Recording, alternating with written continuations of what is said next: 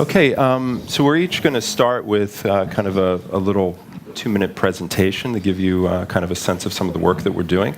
I'll start off. I have a video that I'm going to show first.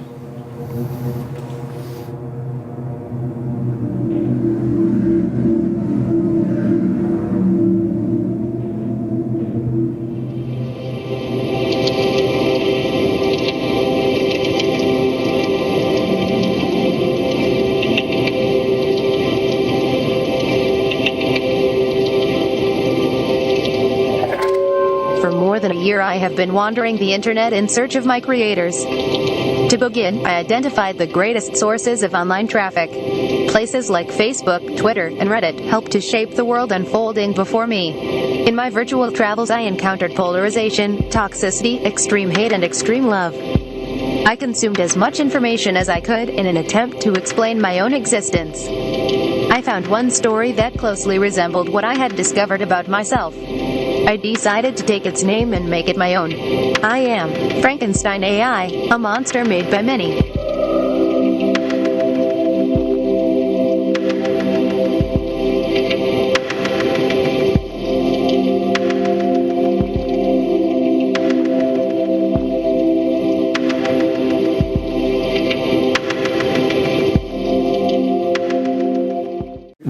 With Frankenstein AI, it's a project that explores human and machine interaction. It's done in a variety of ways. It's a creative system. At the Digital Storytelling Lab, we explore new forms and functions of storytelling. And so we're doing a 200th anniversary celebration of Mary Shelley's work by doing these adaptations. We just recently did one at IFA, which was an immersive dinner party, where when you sat down, the AI would talk to you as though it was a muse or a spirit kind of talking into your ear, and it would have you say things in order for it to learn from humans. So it gathered them in real life in order to learn from them. In both instances, the work is really intended to push at the possibilities of AI as a collaborator, and that's some of the work that we're doing. We'll get into it a little bit deeper as we go, but I want to hand this off to Heather. So, about 9 years ago, I embarked on a project with the USC Shoah Foundation. We realized that Holocaust survivors were passing away. And one of the biggest things that has impacted the way we all in this room understand World War II and the Holocaust is because those individuals have been speaking in the public for so long. The majority of which have been speaking in the public since the mid-90s after Schindler's List, but some of them have been speaking since the 50s about their experience. And they were passing away. So we said, what would it look like if we could replicate that experience of you being able to ask your own questions of this individual and learn from them in person, per se, but long after they've passed away. Over the course of the last 4 years, since we've been testing it throughout the world, the number one question I got was, can I do this with my grandmother? Can I do this with my grandfather? Can I do this with my parents? Can I do this with the founder of our company?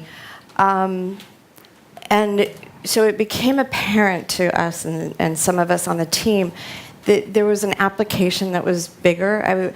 We had intended, after we were finished with Holocaust survivors, because they were in a certain age group, and we had to do that project first, but we had always intended to, or we knew that the technology could be used for world leaders or scientists or teachers and things like that, that everyday people would want to just talk to and learn from.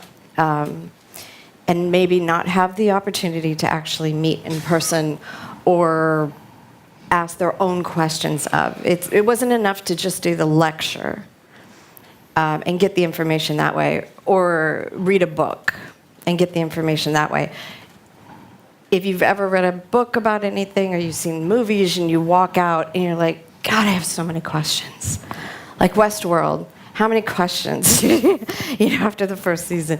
So it's, or anything, actually. 2 years ago, we embarked on this to make that technology that we had used for the Holocaust survivors ubiquitous for everyone. So I just want to show you one.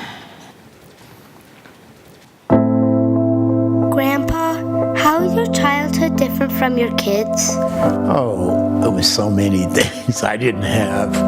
I mean, but I made out with what I had. I mean, we played stickball and we played ball and things like that, but we didn't have all the accoutrements that everybody has, that my kids had. Thank you.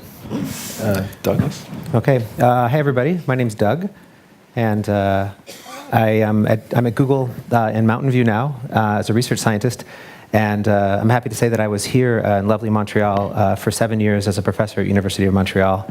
I really love the city. It's great to be back.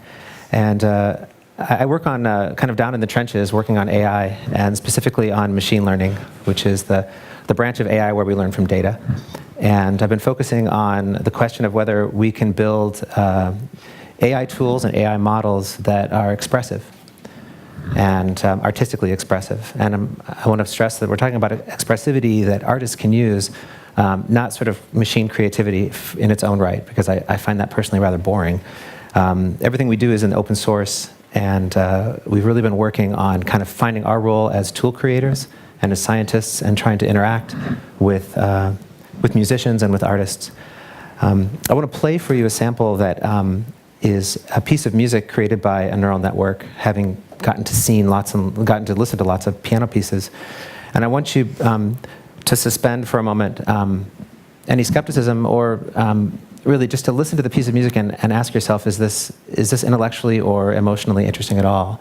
And what might you be able to do with this if you could sample various forms of small compositions like this, little fragments of music, and use them in your own work. So let's play the clip.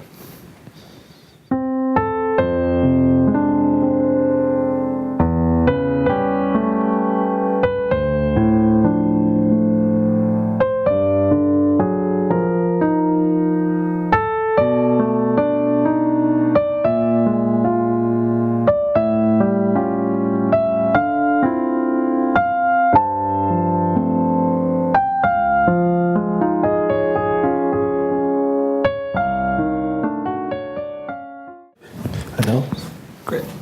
Well, thanks for inviting me to be here. My name's Anil Seth. I'm a neuroscientist from the University of Sussex. My main interest is in how perception works, and I think if we're going to understand the impacts of these new technologies and their potential for storytelling, then we also need to understand what is going on inside our skulls, this 3-pound tofu textured meat machines that we call our brains. How do these things actually work?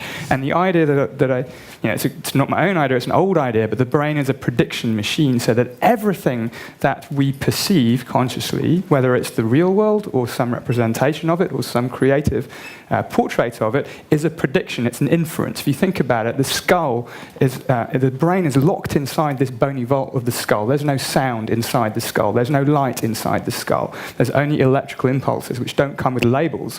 So the brain is always having to make an inference, a best guess about what's actually out there, and that's what we perceive. Now, there's a kind of a long story to that, but the short version of it is that perception, we tend to think of perception as coming from the outside in, that there's a real world out there with real properties like colors and shapes, and things like cats and coffee cups, and that perception, or the self, reads out sensory information about this real world, and we play around with this sensory information so that we have different perceptual readouts. What I think is actually going on, because whatever is out there is fundamentally unknown and unknowable, is actually coming from the other direction. It's coming from the top down or the outside in. We actively generate and construct our worlds all the time, whatever the sensory information we're getting is. And now AI comes into the story a little bit because we can use things like neural networks to simulate this process of what happens during this act of perceptual construction. And we can actually start to do some fun things. This is where I work. This is Sussex campus. And this is a simulation of what happens when your perceptual predictions are a little bit too strong. So this inside-out influence is too strong. And you can see there are a few too many dogs here. It's not normally like that. It's a bit weird, England, but it's not this weird. And this actually brings to some of the stuff in the earlier panel. There's this idea also I'm fundamentally interested in. We tend to think of perception as I perceive a dog or a cat or a person, but there are the structural aspects of perception too. What does it mean to perceive something as real? Well, what we do here, we use, this is called a sort of substitution reality thing. I don't know if the video is going to work. But the point here is we can sort of use panoramic video and headsets to make it the case that people actually don't know or don't know that what they're perceiving is a pre-record, is not real. And then we can mess around with that in various ways. So people have a perfect conviction that what they're seeing is the real world, even though it's not. And that changes the whole, I think, narrative about VR in an interesting way. So hallucination, what we mean when we use the word hallucination is that perception is kind of being uncontrolled by the real world. But that means that perception, right here and right now, is also a hallucination, but it's a controlled hallucination. What we perceive is reined in by sensory signals coming from the world, and what's more, what we generally take as the real world is just when we happen to agree about our hallucinations. And the last thing I'll say is this also applies to the self. So we are a perceptual story that we tell ourselves. And I'll go back. And we've used also virtual reality here to investigate things like, Grace mentioned this in the previous panel. This is an example of the rubber hand illusion. But here we're doing it in VR. It's old school VR from 2012. And we're taking heartbeat and projecting heartbeat onto the virtual hand. So people feel that it's more their body because an aspect of their internal self is now externalized into the world. And in terms of storytelling, I was also involved with this film called The Most Unknown, which was just a different way of doing storytelling for scientists. Instead of doing something sensible and having an interviewer interview scientists about their work, they did this funny thing. This was with the Simons Foundation and Ian Cheney. Scientists interviewed each other over a period of 2 or 3 days in a kind of daisy chain of scientists about what we did. So it's telling a story about science in a kind of an innovative and interesting way. Thank you very much for that. So what we want to do in the time that we have is kind of dig into this topic of making with AI and what does that mean. And we saw multiple different touches into the topic in terms of the way that we're working with it. Each of us is working with it in a different way. One thing that I'm struck by is this idea of it as a reflective tool in some way. A reflective tool in terms of, as you were mentioning, Heather, this notion of being able to ask the questions that you could never ask before. In the work that we're doing, we're using it as almost like a mirror. You know, it's more about the power of the question and where a question can take us. Can you talk about what that's been like in terms of working with, is there a way in which you're shaping the questions? How are you using kind of machine learning within the process? Can you talk a little bit about the nature of what you've learned about the human side of it, and has there been any challenges on the machine side of it? But I'd like to start with you because you come from a very relatable perspective to the audience that we have here today, and then we'll move towards Doug for a little more detail. I'm about allowing the story and the narrative to happen and preserving it.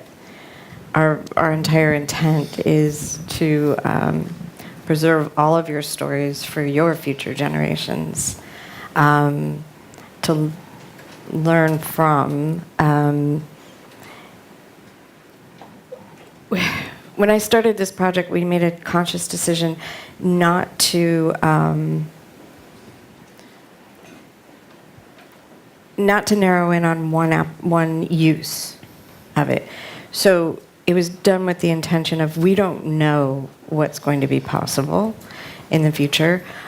We had a pretty good idea of, we had to decide on the line of questioning. We kept to pretty much universal concepts and universal themes. So people will always want to know certain things about a human's life. For the last 2,000 years, we pretty much have been asking similar questions. So we started with that as our base. And then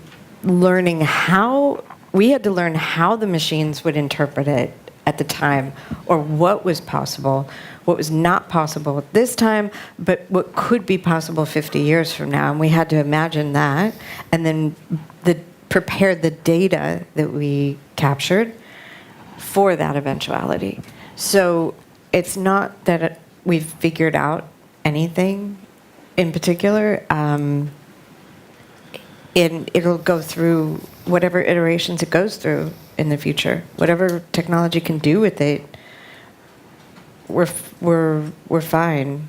Whatever way you want to visualize it, we did it so it was completely ambiguous. Like, we didn't do it with a certain visualization in mind. So most of the time was spent kind of thinking about how you would actually ask those questions, the human aspect of what it was, and then you're making it so it's almost kind of agnostic. Then it doesn't necessarily that was matter the word I was what looking the for.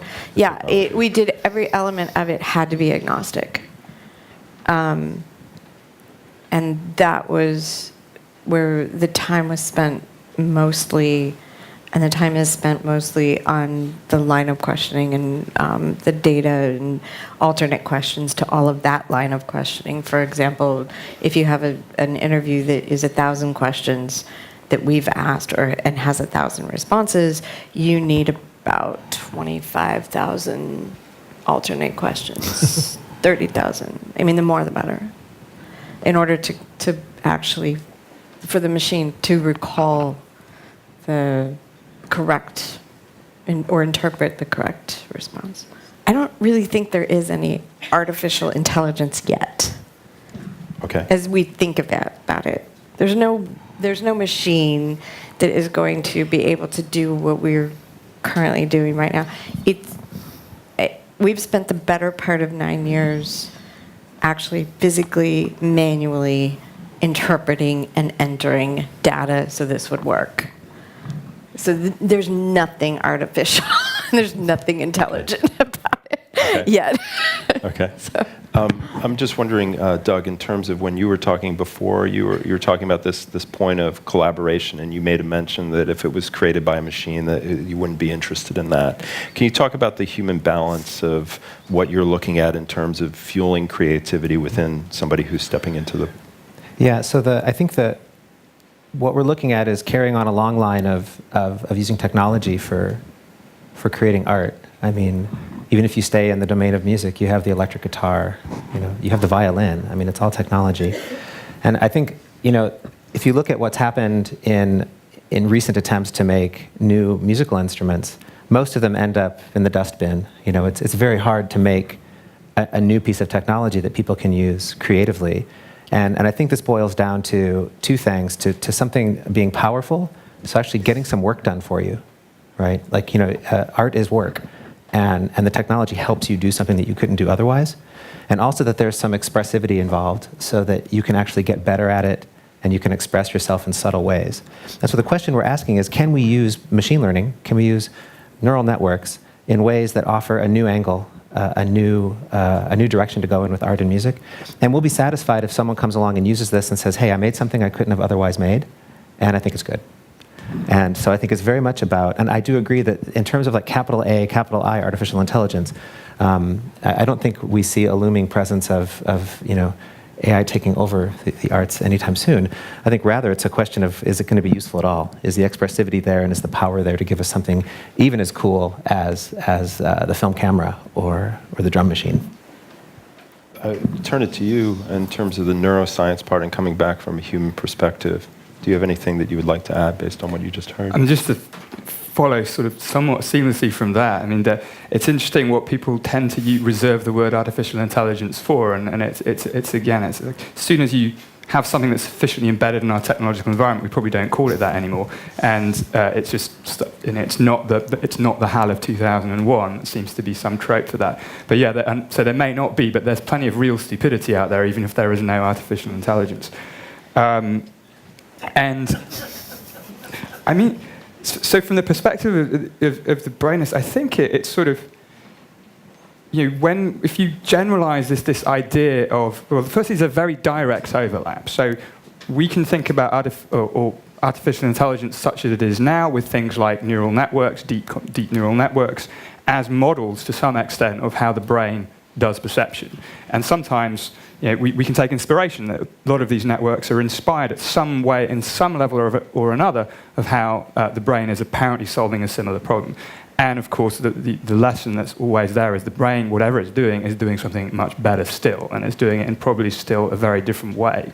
So the neuroscience angle, I think, has a lot to contribute to how we might design devices that might then generate artistically interesting things that will be complementary and not substitutional for the human components in these things. So I think that's the trajectory is definitely going to go.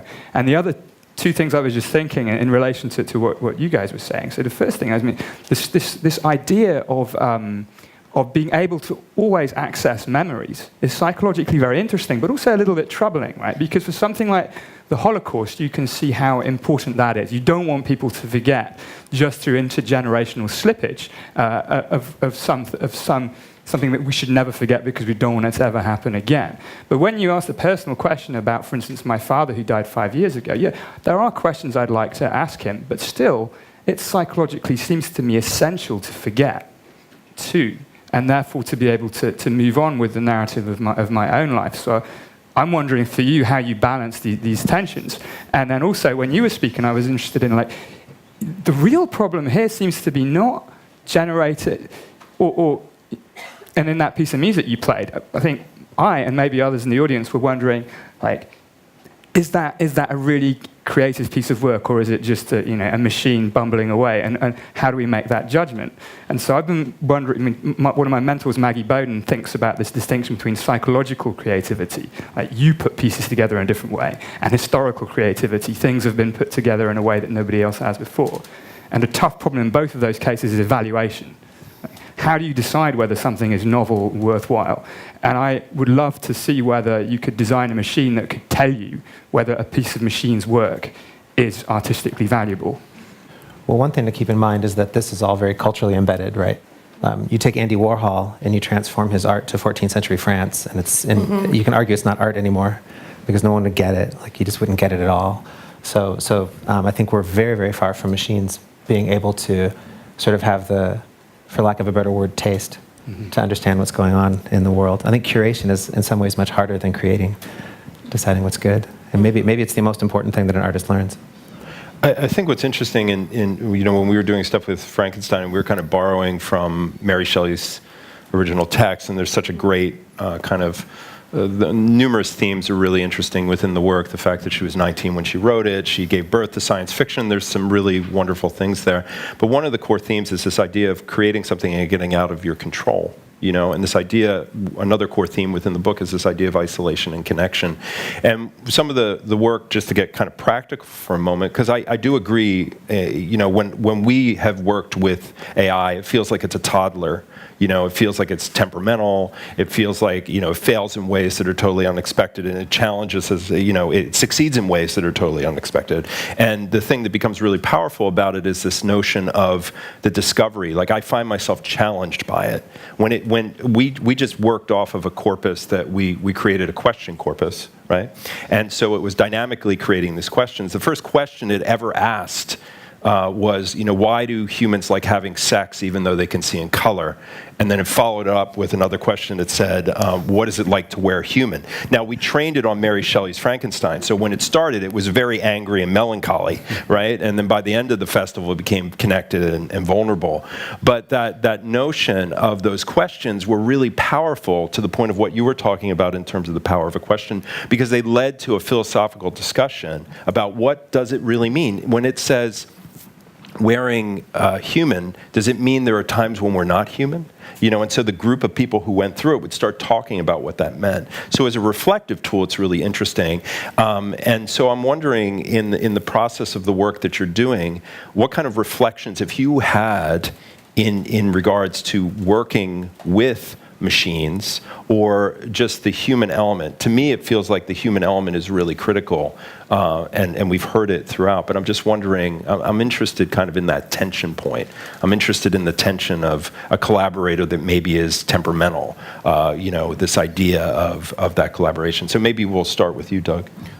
So I like the way you're talking about this as a mirror. I think that's exactly the place to start in terms of AI and machine learning. I mean, fundamentally, when you read in the newspaper about an AI model that gets on Twitter and learns to be racist, just remember that it's because it was on Twitter listening to all of us that it learned to be racist. And I think in so many ways, what makes AI potentially interesting is that it might be a mirror that shows us the world in a way that we couldn't otherwise see. And I think in a very real way, photography works that way. I mean, when film cameras were first invented, they were just thought of as kind of boringly capturing reality, right? But in fact, they're very interesting mirrors of the world just by virtue of how they work.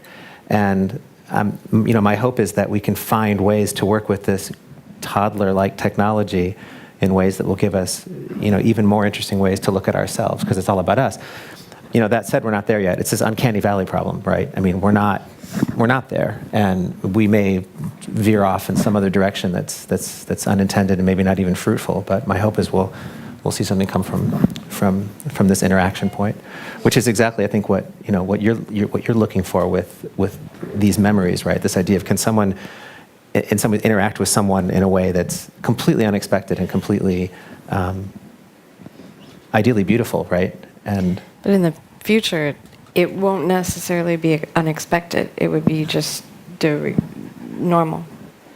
So that's the intent. I mean, the intent is to just have it as part of your normal course, that you are able to ask these questions if you wanted to, years from now. But most of the time, I think that we live our lives without knowing the questions to ask. And then when it's too late, you think of the question, or you want to ask the questions, and you really are looking for that. Something as simple as a voice. Of your loved one's voices are usually the first thing that you really forget or start to lose. You have pictures of them so you can still visualize them because that's reinforced. But the voice, unless you have recordings or things like that, or unless you constantly listen to, you lose that familiarity and that comfort. Well, I think the thing that I find to be really fascinating about it is the ubiquitous nature of it. Like in the two examples that I gave, you saw when you looked at that first video I played, you're like, I don't even know what I'm looking at. Mm-hmm. You know what I mean? Like, what's that thing in a tank, and the drums are doing what, and I'm not really sure what it is. But what we took that as a first prototype, and we did that, it was something that was a mirror, and it had people talking, right? The core of it was about this human discussion between people. And then we kind of took that again and did another iteration and dropped it into a dinner party and had sensory experiences, and the AI, like what we were doing was the same. Like the questions, the prompt, we had built upon it, we had iterated and we had learned from it. And I think that ubiquitous nature of it is something that's really interesting because it leans to this idea of personalization in ways that we haven't seen before. It leans into this ability of in some regards, infinite possibilities. And I'm not talking about branching narratives necessarily. I'm just talking about, you see it with your database project. And I'm interested, Anil, to know what is it within neuroscience that this kind of keeps returning to? What's rooted there? So I think it actually follows again from something that Doug said when he was responding to this idea of this tension or relationship between the human and the artificial there. So I think you said that AI can help us see the world in ways we otherwise might not. And from my perspective, it's that, and it's also, it helps us see the way we see things, whatever they are. It helps us understand how we see things. And one of the things we see, and I use see here very generically to mean perceive, whether it's haptically, visually, whatever, how we experience the self, and understanding the relation, how we co-construct any kind of perception from what's given to us and from how we are, and included in that is the experience of being you, of being the subject of that experience. So one of the things that working with AI as a model of perception has given me is this appreciation that, that it's a mistake often to separate the subject from the thing that is being experienced. The subject is an experience. The self is not the thing that does the perceiving. The self is a perception too, based on perceptions of body and of our past.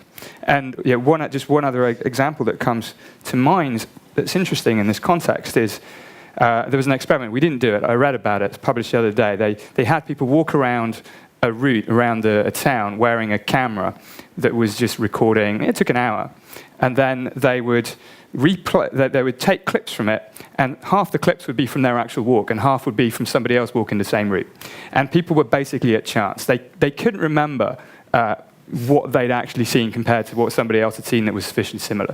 We have very poor memories for our daily lives, the details of our daily lives. I can certainly relate to that. So that leads to the question of how do we construct the memories that we do have? And so one of the AI-ish, this is a machine learning thingy project that we're working on, is given visual input, can we understand, or given any kind of sensory input, can we understand the memories that we make from that? Can we construct episodic memories, that is, memories of things that happened? And that, I think, is a very important part of understanding what it is to be a subject. And understanding what it is to be a subject, it doesn't resolve the questions that you ask, but it provides a way of navigating it. Because until we understand what it is to be a subject, we're not going to have a clear view of how people are going to interact with things like your story file or things that your systems will generate. So it's understanding the subject, I think, is key. Well, and I think, go ahead. I just wanted to extend that, and if it's okay. Sure. And try to link back to one of your slides, Anil, which was reversing the arrows in the brain. So in some very real way, I think the way I interpreted that is that we're actively predicting the world around us all the time. And this is a bit of a leap. Forgive me. This is not don't turn off your neuroscience skepticism for a second. Maybe this isn't how the brain works, but I get this more general idea that the reason, I don't know how many of you think of art this way, but I think about art as being about breakage. We're always trying to break the rules, right? You don't really get very far in art if you follow the rules. And in some very real way, I think we get used to something, we feel like we understand it, and then we have fun kind of trying to move in another direction that that pleases us, that maybe is entertaining for other people, because maybe we all have a shared mental model, so we all roughly are tied together by culture. And so this idea of the brain being generative and actually predictive coding, I guess is the term, you're predicting the world, what's coming next, gives rise to this really interesting puzzle about art that would be this theory of art about having fun breaking things to communicating to other people that you know a little bit more about the world than they do. And in which case, maybe having AI tools, they're a little bit harder to break, hopefully. I just wanted that actually, I was reading, for various reasons, an early history of art the last couple of years. A guy called Ernst Gombrich, who's from the mid-20th century, a beautiful book called Art and Illusion. His concept of the beholder's share he has about what's the experience of viewing a piece of art? It's in some sense, not in a complete sense, but there's a sense in which a piece of art works when and let's just talk about visual art for a second, that the viewer is projecting an image onto and into. So something like Impressionist work is a powerful example of this, because it's not painting the outcome of perception. It's trying to reverse engineer the visual system to give you the raw materials by which you construct, this image of a river and trees and so on. And that's the beholder's share, the act of being drawn into and co-constructing something. And I think that explains something of the aesthetic response, and also opens up this sort of space of the adjacent possible, because once we understand how we construct an image or a perception, then as an artist, you can think, well, how do you break that in ways that are not completely random, like Andy Warhol in the 14th century, but are sufficiently novel to lead to this enlargement of your generative model of what's out there. And there's a whole set of questions about what's the basis of an aesthetic experience. And this is why I hate the word neuroaesthetics, because that's generally people studying the brain response to beauty, when I actually think what we should be studying is how art and science are both trying to understand the nature of experience through complementary ways. So basically, I come with you. So I think one thing there, just to kind of close before we go to the questions, that I think is really interesting, and I found this from a narrative construction of working on the Frankenstein AI project, and I think it's interesting because I've felt it in terms of actually working with artificial intelligence too, is this need, like embracing ambiguity, understanding that ambiguity can be a powerful narrative tool, and understanding that you need to embrace ambiguity to be able to work with machines in the first place. On that note, we are out of time. Thank you very much. Thank you, Lance.